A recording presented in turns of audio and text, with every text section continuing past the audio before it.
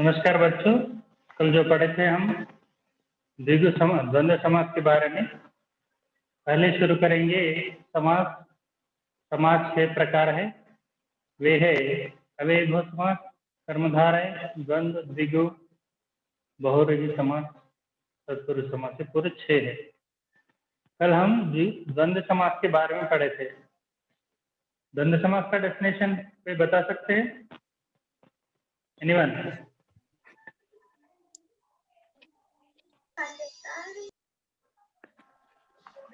है? किसी को याद है? जिस समास पद में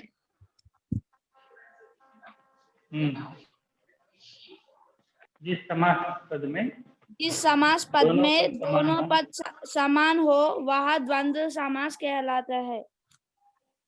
समास पद में नहीं, समस्त पद में 2 पद समान हो वह द्वंद्व समास कहलाता है। आज हम द्विगु समास के बारे में पढ़ने जा रहे हैं। इसका डेफिनेशन लिख लीजिए।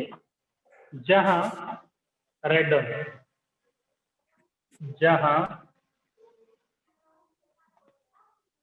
समस्त पद के पूर्व जहां समस्त पद के पूर्व जहां समस्त पद के पूर्व पद में संख्यावाचक जहां समस्त पद के पूर्व पद में संख्यावाचक, संख्या मीन्स नंबर, संख्यावाचक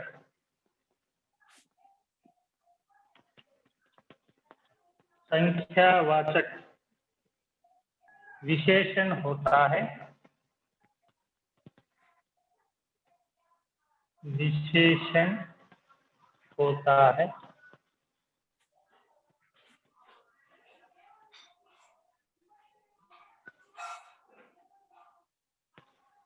उसे द्विगु समास कहते हैं।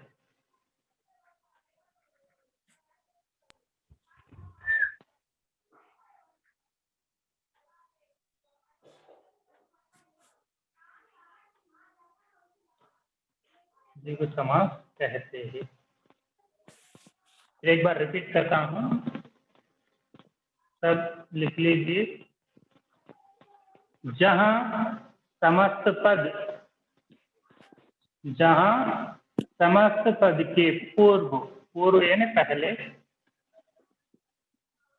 पद में संख्यावाचक हो,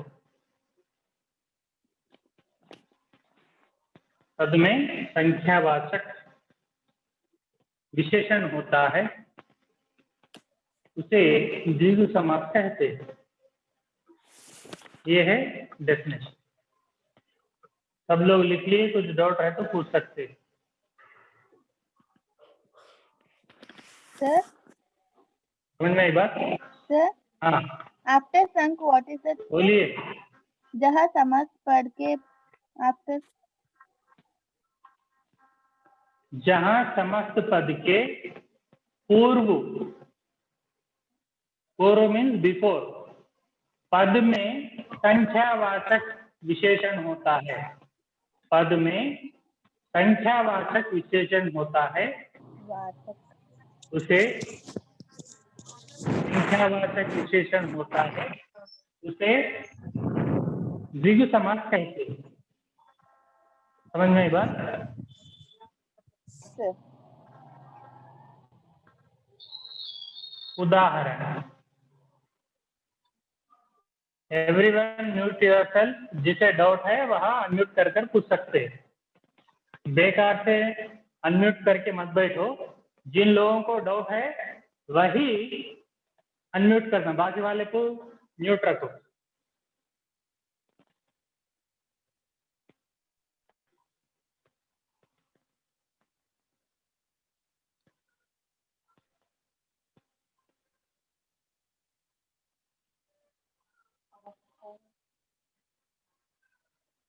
Engel work man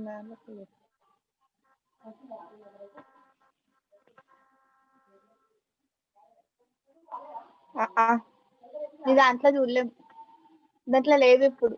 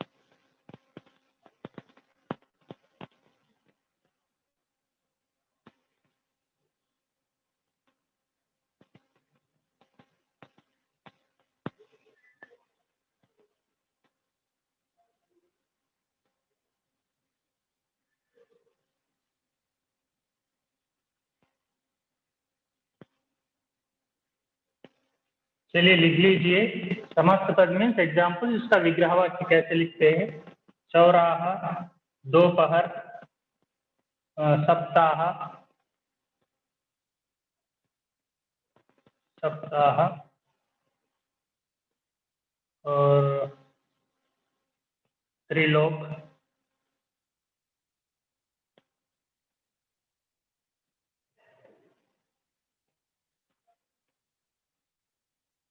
अष्टदिग्गज,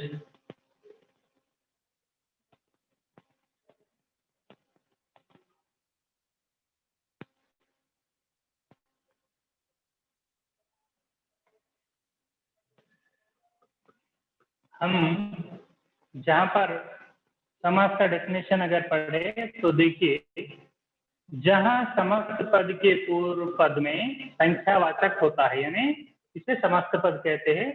समास पद का पूर्व, पूर्व यानी पहला वाला, यहाँ पर देखिए पूर्व यह है, ये पहले वाले जो भी शब्द है संख्यावाचक विशेषण होता है। संख्या यानी नंबर, यहाँ पर देखिए चौ यानी 4, 2 सप्ताह यानी 7, त्रि यानी 3, अष्टदिग्गज यानी 8। यानी दिए हुए उदाहरण में पहले संख्या दिखाई देता है। और जैसे पंच पांडव हो, अष्टदिग्गज हो, षटकोण हो, चतुर्भुज, ऐसे जो भी नंबर वाले हमें दिखाई देते हैं वह क्या कहलाते हैं, द्विगु समास के उदाहरण। इसका विग्रह वाक्य लिखे तो कैसे होता है, 4 रास्तों का समूह, 4 रास्तों का समूह, 4 रास्तों का समूह। अगला क्या है, 2 पहर का समूह, पहरों का समूह। नेक्स्ट क्या है, सप्ताह, सप्ताह मीन 7, यहाँ पर 7 दिन, वीक को 7 डेज है ना, इसलिए 7 दिनों का समूह।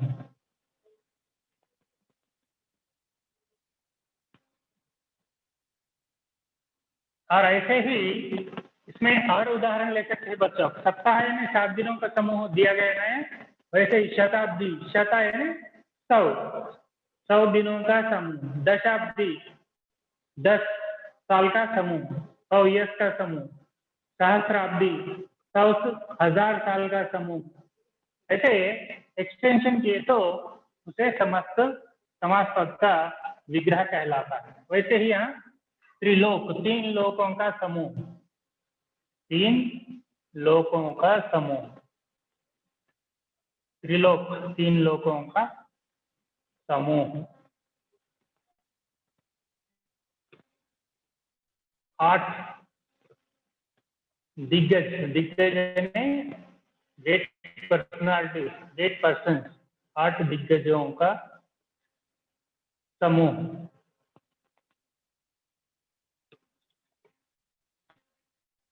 लिख लो, किसी कुछ समझ में नहीं आया तो आप पूछ सकते। Right.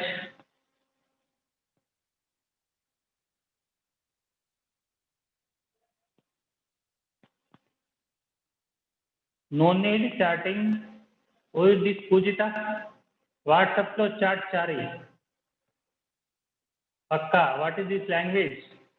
Don't use chatting in teaching time. This is not good. Be careful. चलिए, आप लोगों का हो गया तो मैं बताता हूं. आप एक बार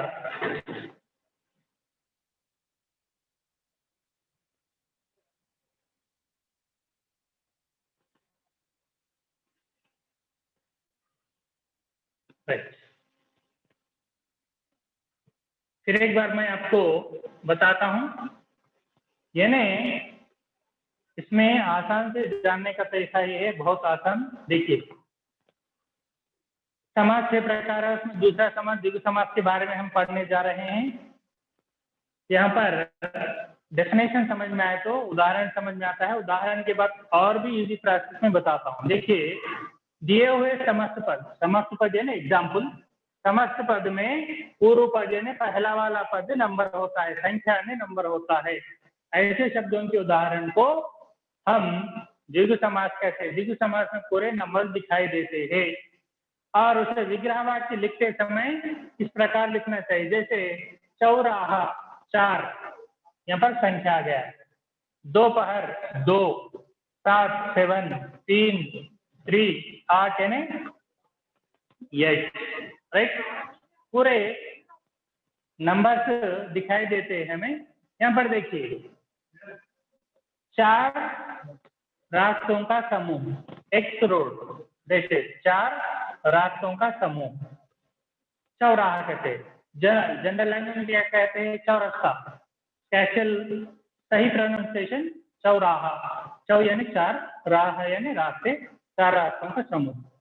दोपहर यानी आफ्टरनून, सुबह में और दोपहर दो मिलाए तो आफ्टरनून बन जाते हैं. यानी सुबह का एक पहर, बाद में एक पहर, हाफ डे मिलाए तो दोपहर. दोपहरों का समूह. 7 दिनों का समूह, सप्ताह यानी वीक. वीक में कितने दिन होते हैं? 7 डेज. इसे क्या कहते हैं? सिंपली सप्ताह. एक सप्ताह यानी 1 वीक. 7 दिनों के समूह को सप्ताह कहलाता है. 3 लोकों, त्रिलोकम कहते हैं ना, ऊपर 3 लोकों का समूह. 8 दिग्गजों का समूह. अष्टदिग्गज, इसके पास है अष्टदिग्गज. श्री कृष्ण देवराय के पास 8 एक्सपर्ट थे, उसमें फेमस थे तेनालीराम कृष्ण. मालूम है ना? अल्लासानी चड्डन और बहुत सारे लोग थे, उसमें टॉप कौन? तेनालीराम कृष्ण. ये सबको मिलाकर अष्टदिग्गज कहते हैं. 8 दिग्गज, दिग्गज यानी एक्सपर्ट, फेमस पर्सन जो होते हैं, विद्वान कहते हैं, ज्ञानी. वैसे दिग्गजों का एक ग्रुप, समूह यानी ग्रुप. इस प्रकार के उदाहरण द्विगु समास के उदाहरण कहलाते हैं. और आसान भाषा, सरल भाषा में समझाना हो तो जिस उदाहरण में संख्या दिखाई देता है, नंबर दिखाई देते हैं, वह द्विगु समास के उदाहरण कहलाते हैं. कल जो पढ़े थे याद है? क्या था वह? द्वंद्व समास. द्वंद्व समास को कैसे पहचानते हैं हम? सिंपल. कैसे?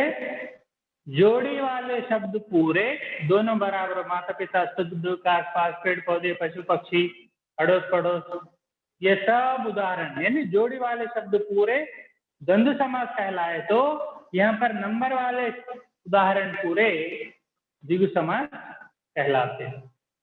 Is it clear? नेक्स्ट, द्विगु समास के बाद हम चलेंगे तत्पुरुष समास. नेक्स्ट हेडिंग है तत्पुरुष समास.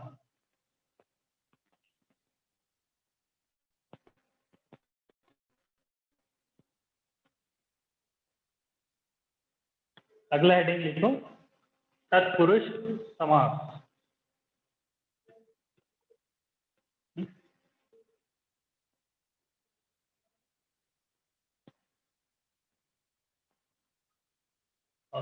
మై ఒక కామెంట్ పెట్టింది పైన Pujitha. Hi friend,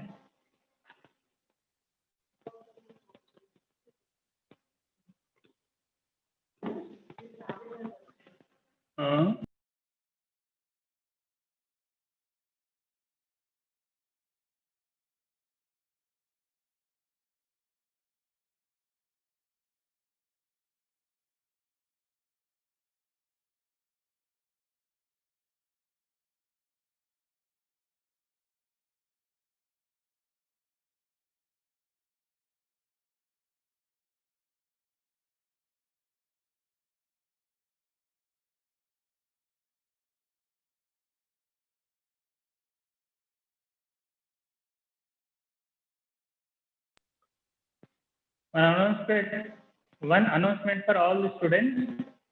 Please mute yourself, and those that did not mention your section, we will remove from the Zoom class.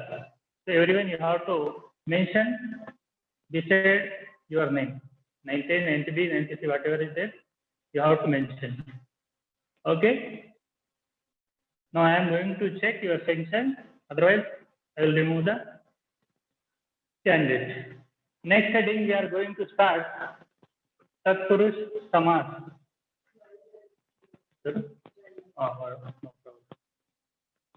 Sylvan వాళ్ళు ఎవరైనా ఉంటే చూడండి.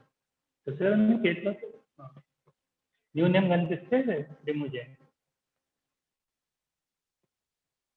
तत्पुरुष. तत्पुरुष समास, राइट डाउन द डेफिनेशन. जिस समास में उत्तर पद प्रधान होता है, जिस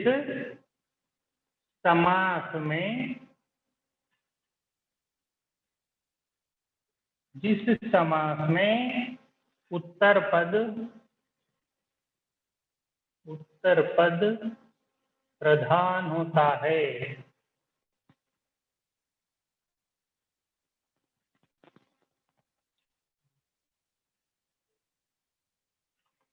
प्रधान होता है, तथा समस्त पद बनते समय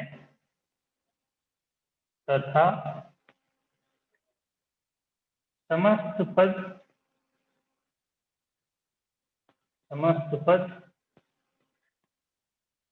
बनते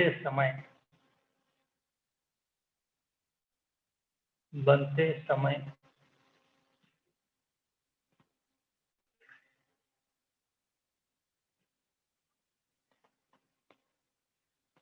कारकों की विभक्ति हट जाती है. कारकों की विभक्ति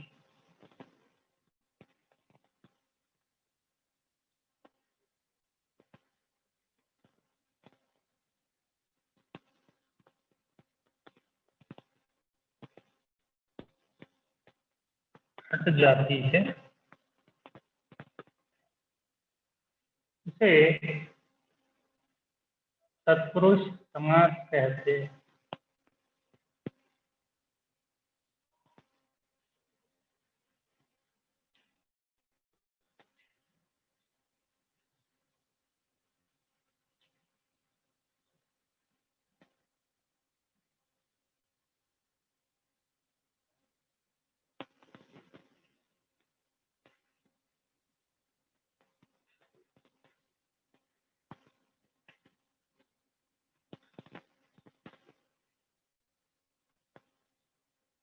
जो दिखा वो लिख लो, फिर एक बार मैं आपको एक्सप्लेन करता हूँ, डोंट वरी.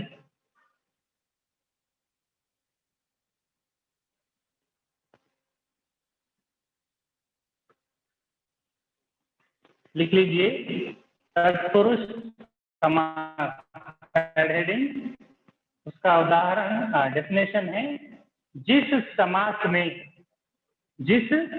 समास में उत्तर पद प्रधान होता है. उत्तर पद पूर्व पद है, जैसे विद्यालय है बच्चों, विद्यालय में विद्या प्लस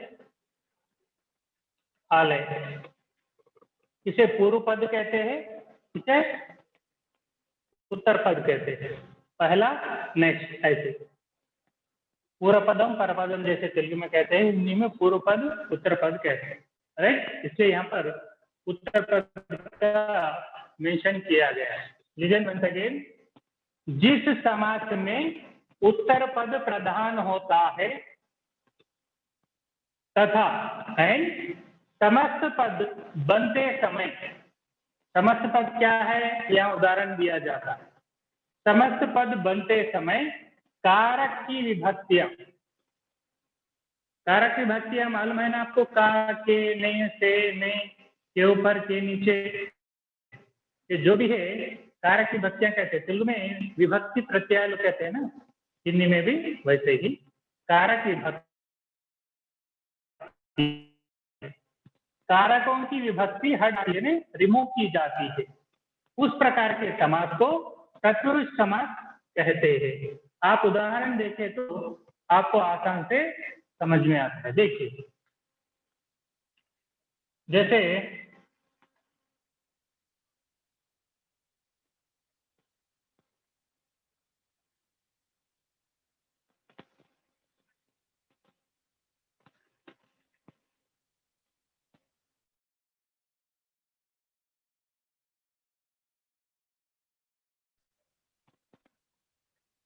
चीड़ी मार,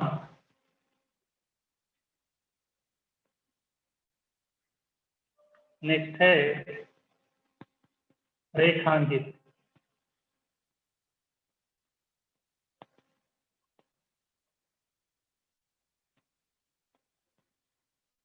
सुख सागर,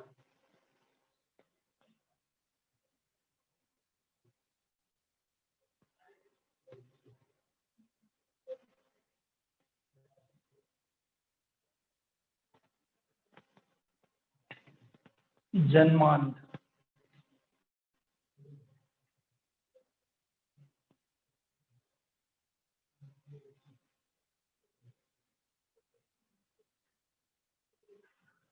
राजपुत्री,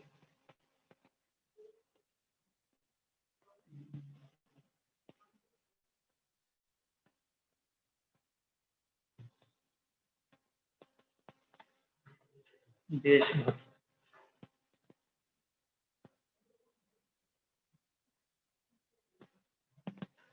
देखिए यहाँ पर उदाहरण देखने पर आपको समझ में आता है, थोड़ा ध्यान लगाकर देखिए, राइट। आपके लिए मैं बताता हूँ। डेफिनेशन में क्या है, एक समस्त पद में कारक विभक्तियों की लोप होती है ना, हट जाते हैं। कैसे, वास्तव रूप क्या है इसका, वास्तव रूप इधर लिखने पर होता है, उसके बाद ब्रीफली शॉर्टकट में ऐसे लिखते हैं उसको। जैसे चीड़ी मार, चीड़ी मार का अर्थ क्या है, चीड़ी को मारने वाला। देखिए हंटर कहते हैं ना, चीड़ी को मारने वाला, मारने वाला। बच्चों यहाँ पर कारक विभक्ति क्या है, को है, समझ में आई बात। यहाँ पर कारक विभक्तियों हट जाती है, समस्त पद में कारक विभक्तियां हट जाती है। चीड़ी मार, चीड़ी को मारने वाला, यानी कारक विभक्ति हट जाती है। सेम यहाँ पर रेखांकित, रेखा से अंकित, रेखा मीन्स लाइन, रेखा से अंकित, अंडरलाइन, रेखा से अंकित। यहाँ पर से क्या है, कारक विभक्ति, राइट, रेखा से अंकित। नेक्स्ट क्या है, सुख सागर, सुख का, सुख का सागर, सुख का सागर। नेक्स्ट क्या है, जन्मांध, जन्म से, जन्म से अंधा, अंधा means do you know, blind. जन्मांध है ना, बाय बर्थ वह ब्लाइंड है, इसे कहते हैं जन्मांध। जन्म से, यहाँ पर का, यहाँ पर से, यहाँ पर को, ये सब कारक विभक्तियां कहलाते हैं। सेम यहाँ पर राजपुत्री, राज की पुत्री की, यहाँ पर कारक विभक्ति। जैसे देशभक्त, देश का भक्त, देश का भक्त। देशभक्त, देश का भक्त।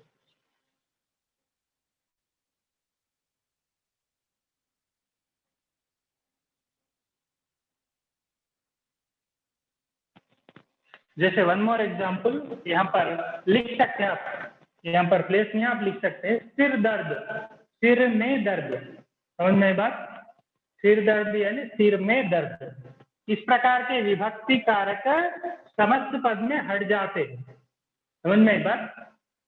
तो आपको सिंपल समझाना हो तो जिस विग्रह वाक्य में कारक विभक्तियां दिखाई देते हैं वह तत्पुरुष समास कहलाता है।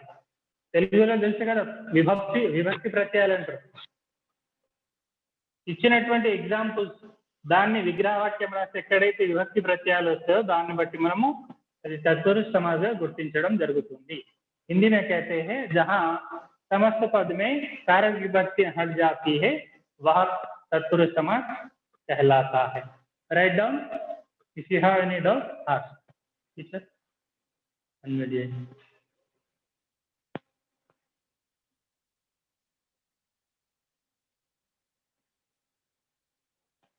अंडरस्टैंड.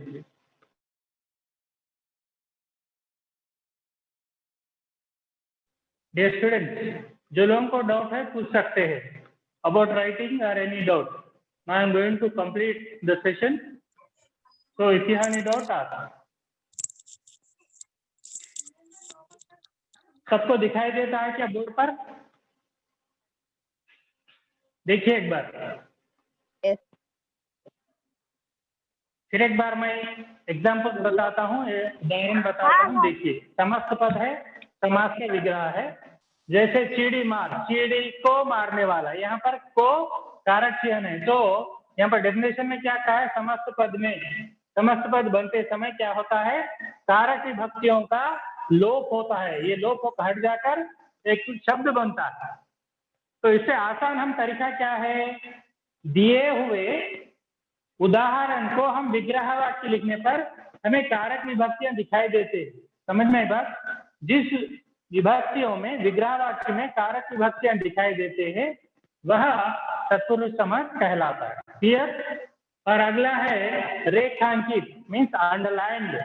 अंडरलाइन वर्ड कहते हैं ना, अंडरलाइन, रेखे के अंकित.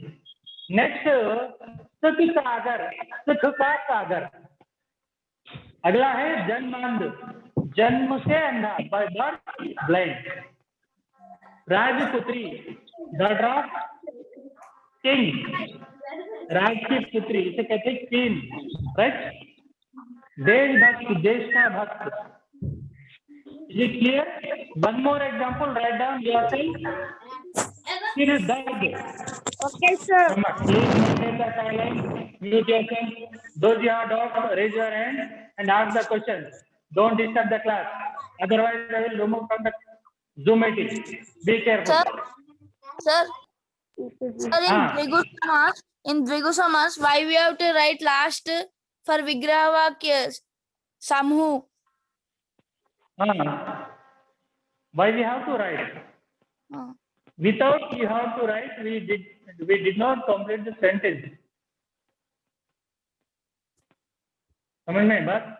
फॉर एग्जाम्पल तेलुगु में अगर आप बात करते నేను అన్నం తింటున్నాను అనాలి కదా. తింటున్నాను అనకపోతే सेंटेंस कंप्लीट అవుతుందా? तो हर एक के लिए एक नियम होते हैं, रूल्स होते हैं. राइट? हम क्या पहचानना है समास में नंबर आया नहीं आया, विग्रह वाक्य लिखते समय कैसे लिखना, कुछ रूल्स होते हैं ना, नियम. यहाँ पर last one you have to write सिर दर्द. सिर दर्द समस्त पद है, उसका एग्जाम्पल सिर में दर्द का एग्जाम्पल है सिर में दर्द.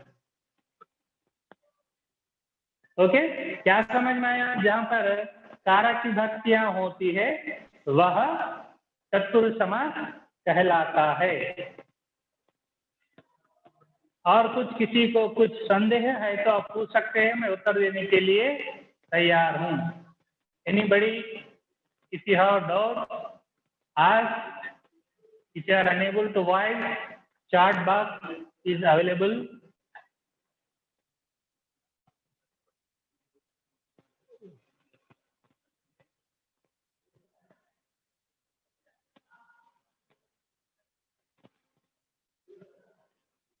Next one. आज तक आज का समय यहीं पर समाप्त हुआ है और दो है बहुव्रीहि समास एंड कौन से और कर्मधार है बहुव्रीहि समास और अव्ययीभाव समास। ये अगले क्लास में देखेंगे। Up to here everyone you have any doubt? No द्वंद्व द्विगु तत्पुरुष समास, इन तीन में किसी को भी कुछ डाउट हुई तो पूछ सकते हैं। मैं डाउट क्लियर करता हूं, अन्यथा बाद में पूछने पर कुछ उपयोग नहीं है। जो भी डाउट है पूछ सकते हैं।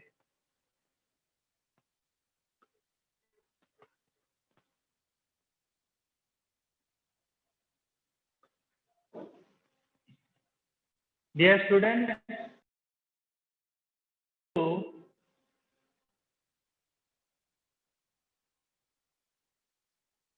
complete the class. So anybody have doubt? Please ask your doubts.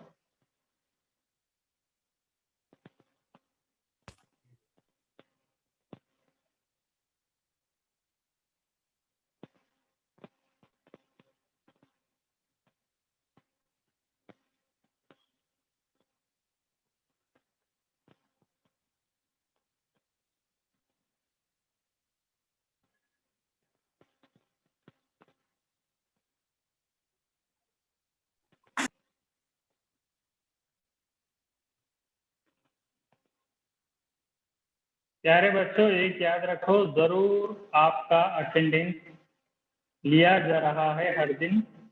जो लोग अटेंडेंस नहीं प्रेजेंट करते उनको एब्सेंट किया जाएगा। तो